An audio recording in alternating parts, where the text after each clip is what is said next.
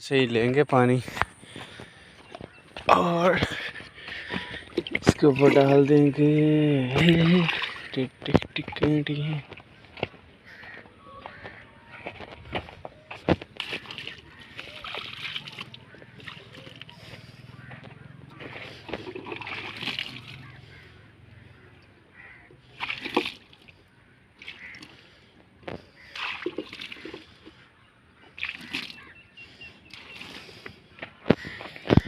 इसको एक और डब्बा लगा देते हैं ताकि अच्छी तरह से तर हो जाए। और ये है जी हमारा खड्डा।